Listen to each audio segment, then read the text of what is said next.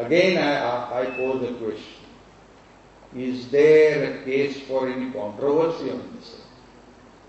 Can anybody, in the face of these clear provisions, explicit provisions in the treaty, ever argue that this is not subject to the internal laws of the country?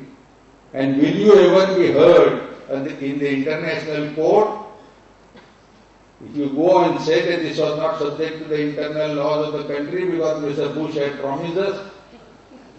That his laws will not apply. Whom are we trying to fool? The members of the parliament? The members of the public? Let us answer this question first. The third thing, although it does not form my subject, and the experts here have already stated and made some statements of the subject. Question is whether by mortgaging our independence and sovereignty, is it necessary at all for us to enter into this deal? This deal, which is to be in operation for about 40 years now, and of course it can be extended. If prime ministers like the present prime ministers are there, they may also be extended for any number of years. This treaty can also be amended. There is a provision made. Even that amendment will never come if the treaty itself is sought to be entered into despite the opinion of the parliament. The question is, at best this treaty, this deal can give us energy which will add not, at the lowest estimate, not more than another 3%. As it is, we are getting only 3% of electricity from atomic energy. The most that we can get out of this will be about 3 to 4% on one estimate. On another estimate, the maximum is 10 to 12%. As has been pointed out by Mr. Gopal Krishnan, if only we devote all that cost which we are going to incur, both on building the plants and thereafter supplying energy from there, which will be at least double the cost of the energy which will be available from other sources, is it necessary at all for us to enter into this deal? And secondly, what is such a big hurry about this? As it is, there are reports that we have even deposits of uranium in northeast and Ladakh, and even in Kerala and some other parts. We have to explore that if at all we want atomic energy. We have also 30% of the deposits of the world as far as thorium is concerned, from which uranium can be developed. And at the Bhabha Atomic Research Station, the thorium is being developed. It is in the second stage.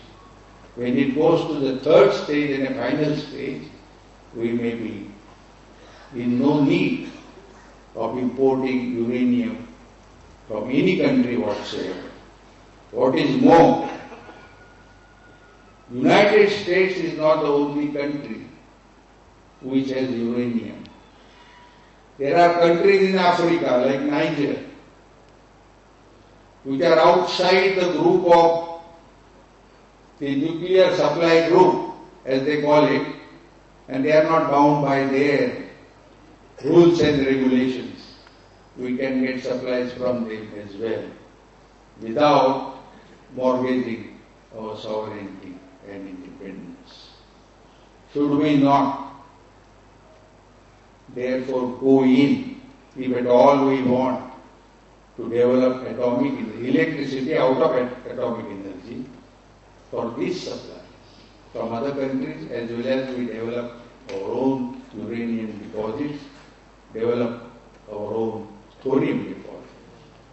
The last thing, and this is an appeal to all, including my friends sitting on the dais.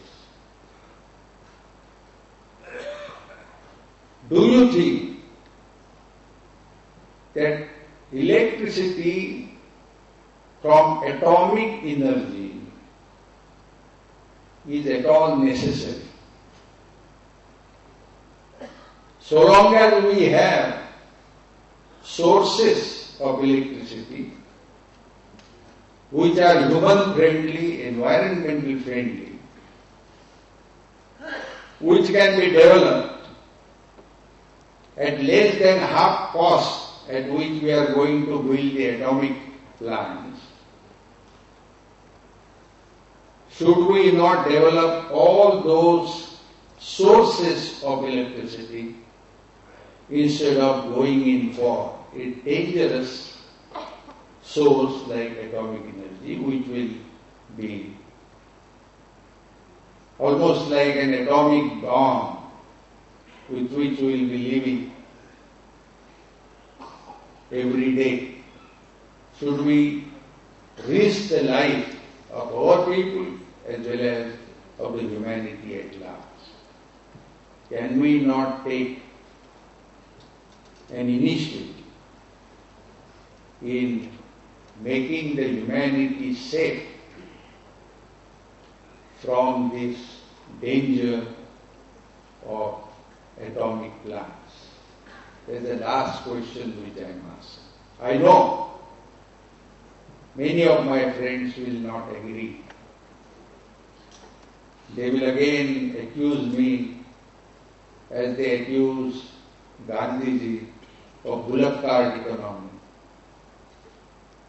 Why are you coming in our way of developing our economy as if atomic energy is the only supply of electricity? We have in this country, fortunately, resources other than atomic energy which are sufficient to meet our needs. And when I say our needs for the production of the necessities, the goods and services required by common man.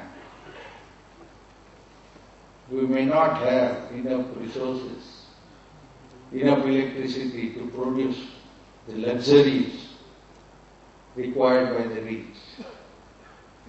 But when we all talk in the name of poor, whenever it comes to the question of development, should we also not pay our attention to this aspect? Because at least so long as these other resources are available to us, it is not necessary to risk the lives of crores of people on the planet. So along with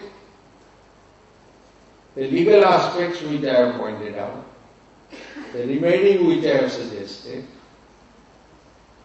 the legal aspect of the treaty which I have pointed out, we may also ponder over this question and seriously give our attention to develop the non-atomic energy sources for producing